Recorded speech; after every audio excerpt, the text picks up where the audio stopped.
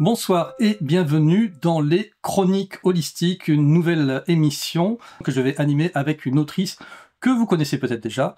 Il s'agit de Violette. Bonjour Violette. Bonjour Antoine. Mais quel plaisir de te retrouver sur Miasme TV en ce début d'année, parce qu'on enregistre en tout début de l'année 2025, donc pour cette nouvelle émission. Voilà, on a décidé d'appeler Chronique Holistique parce qu'en définitive, c'est le sujet de ton livre, d'un livre que tu as sorti, j'allais dire cette année, ben non, maintenant c'est l'année dernière, Bah oui, c'est l'année dernière. en 2024, et qui t'appelle Quand on n'a que l'âme our. Voilà, que l'amour, le lien divin énergétique des civilisations. Au cours de nos conversations, on s'est dit que ça serait pas mal de faire une émission autour de ce livre. Pourquoi ? Parce qu'il y a 31 chapitres qui peuvent se lire de façon complètement indépendante.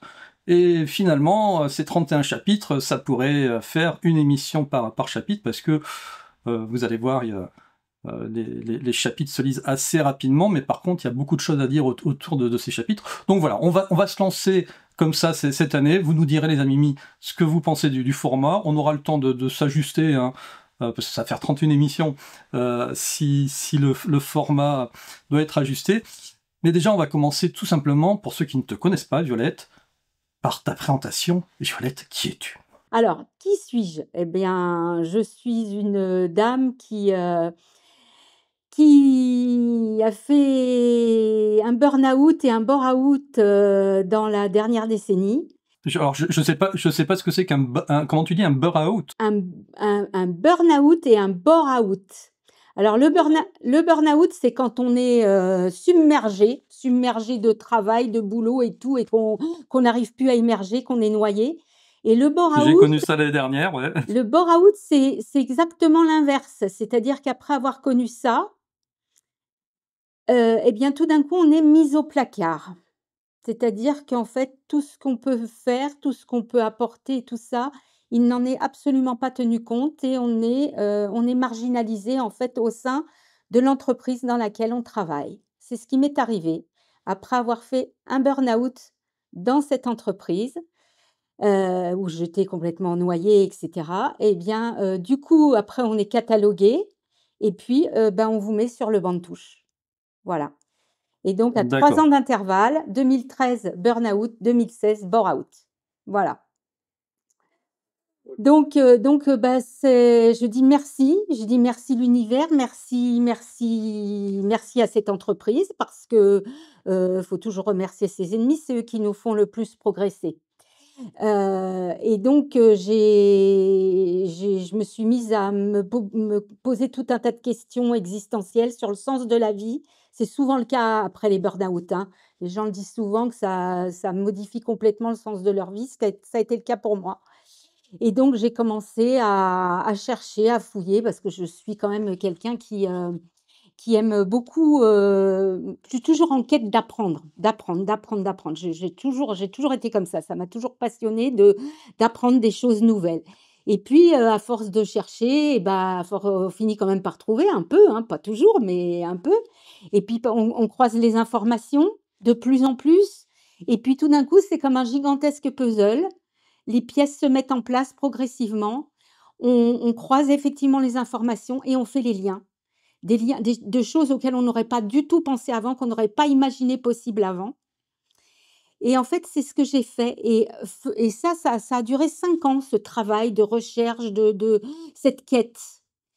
Et puis, au bout d'un moment, on rencontre énormément de gens pendant cette période, des gens qu'on ne connaissait pas, puis qu'on découvre et puis, avec, lesquels on a envie de partager. Et puis on finit par rencontrer ces gens, c'est-à-dire on les découvre dans des vidéos, on les découvre, au travers d'endroits où on se rend, ou des réunions de spiritualité, où on se rend et puis on fait connaissance et puis tout d'un coup, il y a un cercle qui commence à se faire, à se former. Et c'est ce qui s'est passé pour moi, c'est-à-dire que tout d'un coup, ce cercle, a commencé progressivement à prendre une ampleur, de plus en plus importante et puis maintenant, j'ai un cercle qui commence à être assez énorme, je dois dire, je dois le reconnaître et puis, Parmi ce cercle, il y a une personne que je vais citer maintenant, qui s'appelle Jean-Marc Andrieux. Et ce monsieur, je l'ai découvert, sur une chaîne qui est celle de Laurent Fent, Immédiat, où il racontait son parcours de vie et qu'on a trouvé avec Christophe, on a trouvé ça absolument extraordinaire, ce parcours de vie. Et on a décidé de l'inviter, à une réunion que Christophe organisait à l'époque à travers le GNOMA, puisqu'il était membre du GNOMA, qui est un mouvement de magnétiseurs, c'est le groupement national des médecines, alternatives, en fait, le GNOMA. Et donc Christophe avait décidé d'inviter Jean-Marc à cette réunion. Il a accepté, c'est comme ça qu'on l'a rencontré et puis après, bah, j'ai partagé des heures et des heures de communication téléphonique ou de visu aussi avec lui et ça a donné en fait naissance à ce livre. C'est comme ça que ce livre est né en fait. C'est suite à tout ce que j'ai partagé avec Jean-Marc. Donc Jean-Marc plus tout ce que je recoupais par ailleurs comme information, comme recherche, toutes les recherches que je faisais, ça a fait que, là encore, j'ai croisé encore une fois les informations et ça a donné en fait ce bouquin avec ses 31 chapitres. Alors, tu vas peut-être me demander pourquoi 31 chapitres? Ça allait venir effectivement dans dans les questions. Est-ce que c'était un choix au hasard ou un choix... Alors, pas du tout. En fait, j'ai commencé parallèlement à exercer, une petite activité de thérapeute holistique, avec une méthode que j'ai créée moi-même, cette méthode s'appelle Merci, hein. C'est une méthode, particulière que j'ai créée autour de la langue des oiseaux. Et ça, je le dois à Patrick Burenstenas, entre autres aussi. Et donc, pourquoi je disais ça? Je ne sais plus. Oui, donc j'ai créé cette méthode pour aider les gens et cetera. Et je me suis rendu compte que ce livre que j'étais en train d'écrire, en fait, avec, comme tu disais tout à l'heure, des sujets, très indépendants les uns des autres, mais en fait, comme tout est lié, on les retrouve, on retrouve un fil conducteur en quelque sorte et je me suis dit: «Finalement, ces chapitres-là, ça peut être une forme de thérapie, une forme de thérapie holistique» et donc je me suis dit: quand on prend un traitement, le médecin fait une ordonnance en disant, «Vous prenez un comprimé par jour pendant 31 jours, pendant un mois». Alors je me suis dit je l'ai fait sur le même modèle, c'est-à-dire je me suis dit que c'était un livre à prendre comme un traitement, c'est-à-dire un chapitre par jour, une chronique par jour pendant un mois et au bout du mois, ben, en fait, on devait être, réparé quelque part à la lecture de ce livre. Voilà pourquoi 31 chapitres. D'accord. Bon alors là, les amis, vous n'aurez pas une émission par jour pendant un mois. Parce que je vais pas pouvoir tenir le Non, rythme, non, on pourra pas, non, on ni pourra pas. Violette non plus. Mais voilà, en tout cas, on le fera sur la continuité, ces 31 chapitres. Et puis de toute manière, si vraiment vous avez envie de pouvoir dévorer la suite de ces émissions que l'on vous proposera, eh bien vous pourrez commander directement aussi le livre de Violette sur le lien indiqué sous la vidéo. Et alors, il y a quand même juste une chose que tu n'as pas précisé dans tout ça, Violette. Aujourd'hui, du coup, tu te présentes en tant que quoi? En tant qu'autrice? Parce que c'est pas ton premier Non, ouvrage, c'est hein, pas mon premier ouvrage, non, naturellement, non, mais c'est mon premier essai, par contre, puisque j'ai déjà écrit, des romans, j'ai déjà écrit, des nouvelles.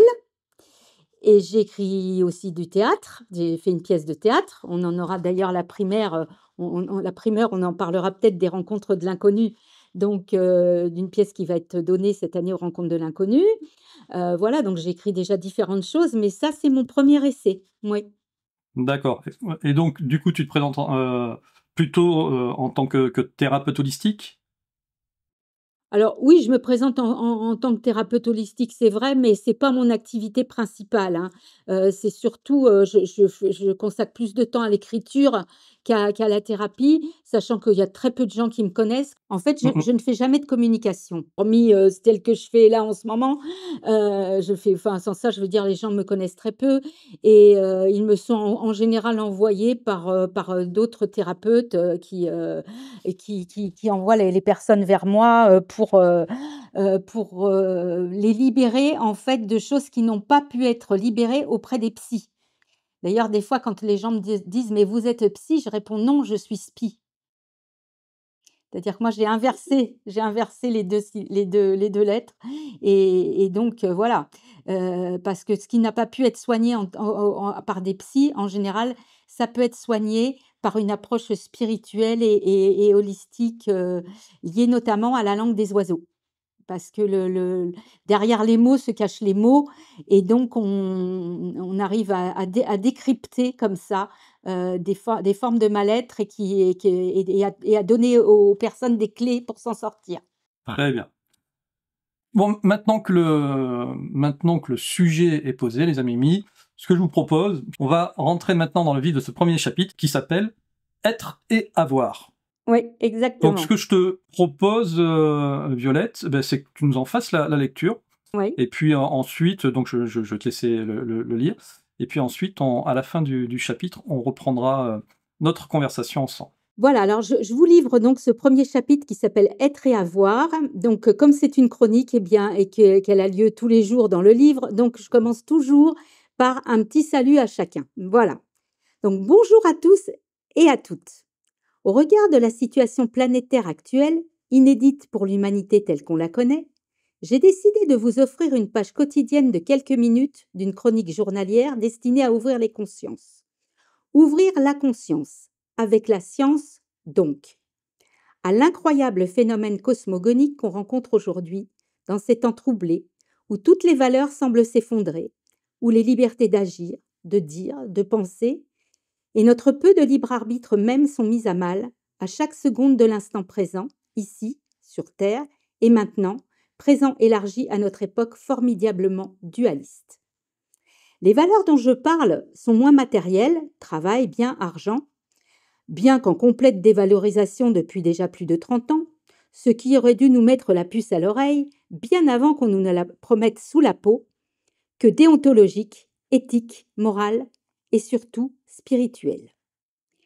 Vous le savez peut-être, ma passion pour les mots, la langue, le verbe, le logos m'a dirigée de manière autodidacte vers l'exercice d'une méthode thérapeutique innovante, d'accompagnement personnel, basée sur ce que les alchimistes des temps les plus reculés appelaient la langue des oiseaux.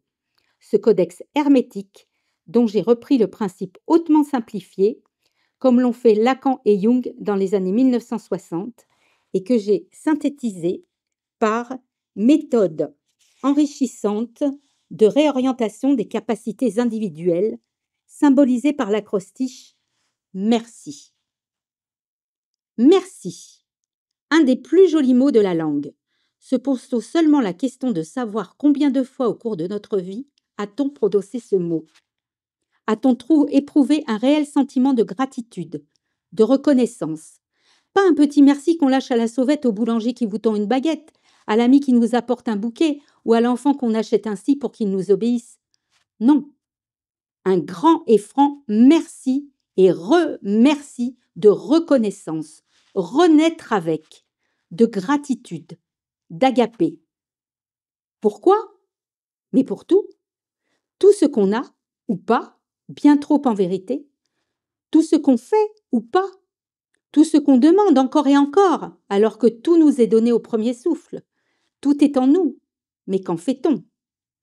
Tout ce qui nous est offert, on a un potentiel, un pote en ciel.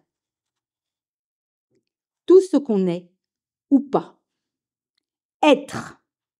Voilà un mot qui honore la personne, la met en valeur, quoi qu'elle ait, qu'elle fasse, qu'elle demande. Si seulement on pouvait s'en satisfaire. On incriminerait ni Dieu ni diable chaque fois qu'une guerre se déclenche ou que notre belle planète bleue se gratte et secoue les puces que nous sommes, car point de guerre sans pouvoir ni avoir et point de puce non plus. Et oui, le monde est duel. Quel meilleur exemple d'ailleurs que ce mot monde pour symboliser la dualité de son inverse, démon. Éternel conflit entre le bien et le mal. Mais on doit se dire aussi que sans ténèbres, point de lumière, pas de haut sans bas, pas de beauté sans laideur, sans femme, point d'homme, et inversement. Sans pauvre, point de riche. C'est là que le bas blesse. Richesse, vice ou vertu? Analysons la chose de plus près et on verra que la réponse n'est pas aussi évidente qu'on pourrait à première vue le penser. Qui dit richesse matérielle, dit échanges commerciaux. Or, encore une richesse. Qu'échange-t-on en matière? Encore une richesse commerciale. Des objets, des biens, objets matériels, et des services, location de soi et de son temps pour les autres. Bien, le bien, et service, qui sert le vice donc. Ah oui, tout à coup ça démange, ça gratte. Les valeurs sont inversées. Les biens ne sont plus si bien que ça, mais pas forcément mal non plus. Et le louable, puisqu'on peut le louer, rent en anglais, autrement dit rente. Service sert la plupart du temps le vice. Il suffit de regarder de près ce qui se passe dans le démon. Non, Violette, pas de verlan, s'il te plaît. Pardon, le monde caritatif, pour s'en convaincre. La véritable richesse n'est donc probablement pas là où on s'attend à la trouver. Et le pauvre, sans doute moins pauvre qu'il n'y paraît. Le Christ a dit, les premiers seront les derniers. Donc du coup, il y a une morale à cette histoire. Exactement. Il y a une morale à cette histoire et il y en aura une à toutes les chroniques. Morale de l'histoire, donc. Tout ça pour conclure aujourd'hui que tout ne nous est pas révélé et que ce que l'on prend habituellement pour la réalité n'est probablement qu'un écran de fumée hologrammique, une bulle artificielle, un artifice du ciel, dont il nous faudra nécessairement sortir pour appréhender la vérité vraie. Percez bien votre bulle. Persévérez. Percez et vous verrez. Bon, effectivement, une chose est sûre, c'est que la langue des oiseaux, elle est bien présente hein, dans ton texte. Alors, en plus, moi, je lisais le texte pendant que Violette le déclamait. Là, les jeux de mots, la langue des oiseaux, effectivement, on y est. Et puis, t'aimes bien les puces, hein. Je vois, ça gratte de partout, les puces sous la peau. Les puces sous la peau, les puces que nous sommes, voilà, oui. Et tu sais, Jean-Marc Andrieux m'avait dit un jour, bon, alors, il faut connaître son histoire un peu, mais il m'avait dit que les conversations qu'il avait avec sa fille, qui est décédée, hein, puisqu'il a des centaines d'heures de conversations avec sa fille décédée, et sa fille lui a dit un jour, la terre va se secouer comme un chien qui s'ébroue. Voilà. Et je pense que là, quand on voit ce qui se passe autour de nous, on commence à sentir que la terre se secoue un peu. Et ce qui est drôle, c'est que, en réalité, ce premier chapitre, tu l'as écrit 2023, peut-être même fin 2022. Ah non, je l'ai écrit même avant. J'ai écrit avant ça. Alors attends que je te dise pas de bêtises. Ouais, c'était 2021 que j'ai écrit ça. 2021, donc tu vois, je suis encore... ouais. Donc il y a 4 ans, et on a l'impression que rien n'a changé. Rien. Voire même que c'est pire qu'avant. Voilà, ça s'est juste aggravé. Ça s'aggrave au fur et à mesure que le temps passe, les choses s'aggravent. Alors on se dit qu'elles vont s'aggraver jusqu'où? On a l'impression qu'on va vers un effondrement. Et il faut savoir que on vit nous dans la 3D, 4D, hein, puisque la 4D c'est la dimension temporelle dans le monde relatif manifesté où nous vivons. Mais dans l'absolu, en fait, la 4D c'est une dimension d'effondrement. Et donc pour toi, on vit dans une bulle artificielle. Alors, je sais pas, je peux pas être sûre de ça, mais en tout cas, c'est une théorie qui tient un peu la route. Enfin, je veux dire, c'est une possibilité, oui. Oui, c'est une possibilité. Cette histoire de matrice. Ouais, est-ce qu'on peut l'appeler matrice finalement plutôt que c'est la même chose? Oui, je pense qu'effectivement, on peut le supposer. On peut le supposer. Je pense que c'est pas ridicule, c'est pas idiot de se poser cette question-là. Après, est-ce qu'on se trompe pas en disant ça? J'en sais rien. Je ne sais pas, comme tout le monde, j'ai envie de dire. Ah, mais Mais c'est bien de le mais c'est une reconnaître, possibilité, oui. Mmh. voilà, c'est à chacun de toute manière de se poser, les bonnes questions et de faire son propre chemin. Est-ce que toi tu penses qu'on arrivera à en sortir de cette matrice, de cette bulle artificielle? Oui, Est-ce qu'on va réussir à la percer un oui, jour? je pense. À titre individuel ou à titre, Non, collectif? non, à titre collectif, à titre individuel, ça n'a enfin, j'allais dire, ça n'a aucun intérêt. Ça en a toujours pour soi, hein, c'est sûr. Mais, aujourd'hui, si tu veux, j'ai fait un chemin tel que je ne me positionne jamais pour moi toute seule. Je me positionne toujours, en tant que pour l'humanité, pour le collectif. Et de toute façon, si les sorties ne sont qu'individuelles, ça ne nous mènera jamais bien loin. Il faut absolument qu'il y ait, qu'il se passe quelque chose, à titre, au titre de la terre elle-même et de l'humanité dans son ensemble. Mais en tout cas, un grand merci Violette, tu vu, j'ai déjà retenu, Ouais, ouais, ouais, ouais, ouais. un bout du texte. Merci, de nous proposer, bien la lecture de ces chapitres, à travers ces émissions. Voilà, c'est un cadeau que tu fais aussi à tout le monde, parce que tout le monde n'a pas forcément la possibilité d'accéder à la lecture. Donc voilà, tout le monde comme ça pourra au moins participer, en podcast, ou en replay sur cette vidéo. Surtout que le prochain chapitre, c'est le pouvoir de la gratitude, donc C'est ça. le sens du mot merci prendra encore plus de l'ampleur. Et puis je voulais aussi en profiter pour te dire un grand merci à toi et à Christophe et à tous les bénévoles aussi, des rencontres de l'inconnu, hein, du festival que vous avez organisé l'année dernière, qui était vraiment fantastique et qui se reproduit. Là, je pense que tout le monde a vu l'affiche derrière toi, que vous réitérez cette année, du 29 au 31 mai. C'est ça. Il reste encore des places. Ah oui, bah, il reste encore des places. Oui, on n'a pas encore ouvert vraiment la souscription, mais j'ai déjà plus d'une dizaine de réservations déjà, mais on n'a pas vraiment encore ouvert la souscription, voilà. Mais ça va non, ça va être fantastique cette année. Il va y avoir vraiment des gens extraordinaires en tant que conférenciers. Il va y avoir, aussi bien, de effectivement, parce que le thème, c'est féminin et masculin sacré, donc ça va être, très axé là-dessus, hein. Mais on va avoir des exposants aussi qui sont axés sur cette thématique-là. Et puis on va avoir des spectacles aussi axés sur cette thématique. Spectacles, du cinéma, on va avoir la pièce de théâtre, donc là, celle-là, c'est moi qui l'ai écrite, donc voilà. Et là, franchement, ça va être extraordinaire, hein. Cette pièce de théâtre, c'est quelque chose, mais ça va être fabuleux, hein. Il faut savoir qu'il y aura 18 acteurs pour cette pièce de théâtre, hein. C'est extraordinaire, hein.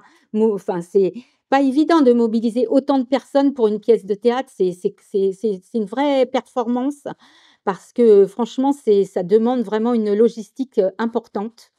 Et puis, il y aura aussi de la danse. Voilà, donc j'espère que voilà, il y aura de la danse, en tant que spectacle et puis on terminera aussi notre événement par une soirée dansante pour faire monter les énergies, voilà. Pour rapprocher les gens. Exactement. Entendu. Bon, de toute manière, on aura l'occasion d'en reparler, avec toi et Christophe dans une émission qu'on fera avec Jérôme, en faisant le focus sur le festival. Ouais, Et puis, eh bien, on a hâte de te retrouver pour ce chapitre 2, très bientôt, des chroniques holistiques, où voilà, on continuera à parcourir, les chapitres de ton livre, euh, et puis on verra comment est-ce qu'on évolue, super. grâce à ces lectures. En tout cas, merci à toi Antoine de m'accueillir sur ta chaîne. Ça me fait très plaisir et puis c'est une opportunité, c'est une belle aventure qui commence. Avec plaisir, à très bientôt. À bientôt Antoine. Au revoir.